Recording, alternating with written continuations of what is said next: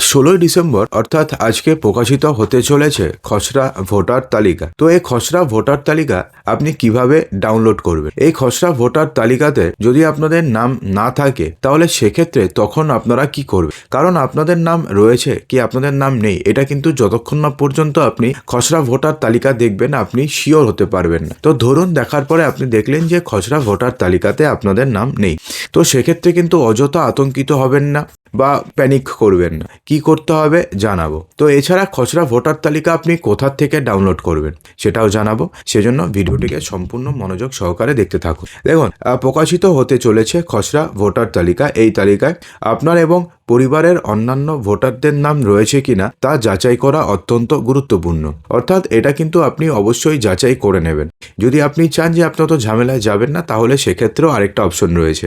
এই অপশনে গেলে আপনাকে অনলাইন অফলাইন কোথাও যাওয়ার দরকার নেই। একটা ছোট্ট কাজ করবেন, তাতে আপনি জেনে নিতে পারবেন যে আপনাদের নাম খসড়া ভোটার তালিকাতে রয়েছে কি নেই। তো প্রথমে পুরোটা জানেন। দেখুন, খসড়া ভোটার তালিকা আর ভিত্তিতেই ফাইনাল ভোটার তালিকা প্রস্তুত করবে নির্বাচন কমিশন। এবং জানিয়ে দিই, যার নাম খসড়া ভোটার তালিকাতে থাকবে না তিনি যদি এই কাজটি না করেন তাহলে কিন্তু তার নাম ফাইনাল ভোটার তালিকাতেও থাকবে না, তিনি আর 2026 সালে বিধানসভা ইলেকশনে ভোট দিতে পারবেন না। ঠিক আছে? তো যদি খসড়া ভোটার তালিকায় কোনো ভোটারের নাম না থাকে তাহলে 15ই জানুয়ারি 2026 তারিখের মধ্যে দাবি জানাতে হবে সংশ্লিষ্ট ভোটারকে। অর্থাৎ সেক্ষেত্রে আপনাকে অবশ্যই 15ই জানুয়ারি 2026 সালের মধ্যে আপনাকে দাবি জানাতে হবে। খসড়া ভোটার তালিকা থেকে বাদ যাওয়া কোনো ভোটার নির্দিষ্ট সময়ের মধ্যে যদি দাবি না করে, যেখানে ডেট দেওয়া হয়েছে 15ই জানুয়ারি 2026, তাহলে সেই ভোটারের নাম চূড়ান্ত তালিকা থেকে সম্পূর্ণভাবে বাদ চলে যাবে এবং চূড়ান্ত ভোটার তালিকাতে অন্তর্ভুক্ত হবে না। এর ফলে আসন্ন বিধানসভা নির্বাচনে ভোট দেওয়ার অধিকার হারাবেন সেই সংশ্লিষ্ট ভোটার। এছাড়া ভোটার কার্ডের মাধ্যমে যেই সমস্ত সুযোগ সুবিধা পাওয়া যায়, যেমন ধরুন ব্যাংকের অ্যাকাউন্ট খোলা অথবা যেই সমস্ত সুযোগ সুবিধার জন্য ভোটার কার্ডের প্রয়োজন হয়, সেই সুযোগ সুবিধা আপনি আর পাবেন না। নির্বাচন কমিশনের তরফ থেকে বারবার বলা হচ্ছে যে সকল ভোটারকে তাদের নাম খসড়া ভোটার তালিকাতে রয়েছে কিনা তা অবশ্যই যাচাই করে নিতে হবে। আপনি যদি ভোটার এসআইআর ফর্ম, গণনা ফর্ম অনলাইন কিংবা অফলাইনে জমা করে থাকেন তাহলে আপনার নাম কিন্তু খসড়া ভোটার তালিকাতে উঠবে যদি না আপনি কোনো ভুল করে থাকেন, অথবা যদি না আপনার নাম যদি আপনার মৃত ভোটারের আন্ডারে পড়ে থাকে, অথবা যদি ডুপ্লিকেট ভোটারের আন্ডারে পড়ে থাকে, তাহলে সেক্ষেত্রে আপনাদের নাম উঠবে না। এছাড়া আপনি যদি জাস্ট এনুমারেশন ফর্মটিকে যদি আপনি জমা করেন, সেক্ষেত্রে এনুমারেশন ফর্মে আপনি যাই লিখুন না কেন, সেক্ষেত্রেও কিন্তু আপনাদের নাম খসড়া ভোটার তালিকাতে উঠে যাবে। কেননা খসড়া ভোটার তালিকা থেকে বাদ গেল সেই কারণ সহ আরেকটা লিস্ট প্রকাশ করবে কমিশন। অর্থাৎ টোটাল দুটো লিস্ট প্রকাশিত হবে। প্রথম লিস্টে থাকবে হচ্ছে খসড়া ভোটার তালিকা। এক্ষেত্রে যারা যারা এনুমারেশন ফর্ম গ্রহণ করেছে এবং যারা যারা এনুমারেশন ফর্ম জমা করেছে তাদের প্রত্যেকটি ভোটারের নাম থাকবে এই খসড়া ভোটার তালিকাতে। এবং আরেকটা তালিকা প্রকাশ করবে যে ক্ষেত্রে যার যার খসড়া তালিকাতে নাম নেই সেই কারণ থাকবে এবং নাম থাকবে। ঠিক আছে?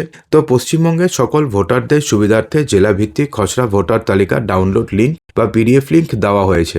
নির্দিষ্ট লিঙ্কে ক্লিক করে ভোটার সার্ভিস পোর্টালে গিয়ে আপনি আগামী 16 ডিসেম্বর থেকে ভোটার কার্ড নম্বর সহ বা নম্বর ব্যবহার করে খসড়া ভোটার তালিকায় নিজের নাম রয়েছে কিনা সেটা আপনি সহজেই যাচাই করে নিতে পারবেন। এছাড়া ভোটার সার্ভিস পোর্টাল বা সিইও ওয়েস্ট বেঙ্গলের যে অফিসিয়াল পোর্টাল রয়েছে সেখান থেকেও আপনি বিধানসভা ভিত্তিক খসড়া ভোটার তালিকার পিডিএফ আপনি ডাউনলোড করে দেখে নিতে পারবেন।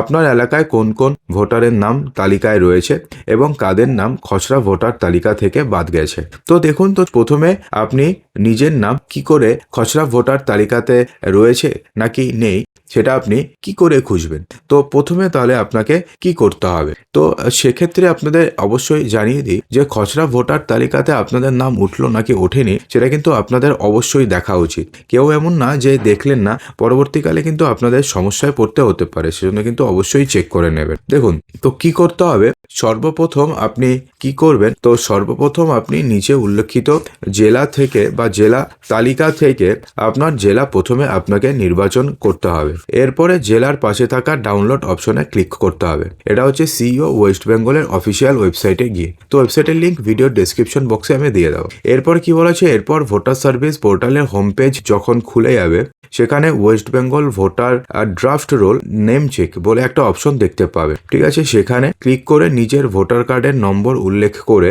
সার্চ করলে খসড়া ভোটার তালিকাতে নাম রয়েছে কিনা সেটা আপনি মিনিটের মধ্যেই জেনে নিতে পারবেন। যদি আপনাদের নাম খসড়া ভোটার তালিকাতে থাকে তাহলে সেক্ষেত্রে লেখা থাকবে যে your name has found in the electoral roll অথবা ড্রাফট রোল দেখা থাকবে, তো হয়ে গেল। এছাড়া ভোটার সার্ভিস পোর্টালে থাকা voter draft role PDF download অপশনে ক্লিক করে বিধানসভা বা ভোট কেন্দ্র ভিত্তিক খসড়া ভোটার তালিকার পিডিএফ ডাউনলোড করে আপনি দেখে নিতে পারবেন। তো সেক্ষেত্রে যদি ধরুন এক্ষেত্রে আপনাদের সমস্যা হয় যে আমি অনলাইনে এগুলো ডাউনলোড করতে পারবো না, তাহলে কি করবেন? দেখুন, বিএলও যে রয়েছে না আপনাদের, তারা সংশ্লিষ্ট যে বুথের কার কার নাম খসড়া ভোটার তালিকাতে উঠলো, কার কার নাম উঠলো না সেটা কিন্তু তাদের কাছে অলরেডি লিস্ট চলে এসছে। আপনার যদি আপনার বিএলওর সঙ্গে খাতির থেকে থাকে তাহলে ওনাকে আপনি জাস্ট একবার ফোন করবেন। ফোন করার পরে আপনি জিজ্ঞেস করবেন, তাহলে আপনাকে উত্তর দিয়ে দেবে যে আপনাদের নাম চূড়ান্ত ভোটার মানে খসড়া ভোটার তালিকাতে রয়েছে কি নেই, এবং আপনাদের নামে আদৌ কোনো হিয়ারিং ইস্যু হয়েছে নাকি হয়নি, তো সেটাও কিন্তু উনি আপনাদের জানিয়ে দেবে। তো বন্ধুরা, আশা করব ভিডিওটিতে বোঝাতে পেরেছি সমস্ত কিছু। তো লাইক করবেন, শেয়ার করবেন, চ্যানেলটিকে সাবস্ক্রাইব অবশ্যই করবেন।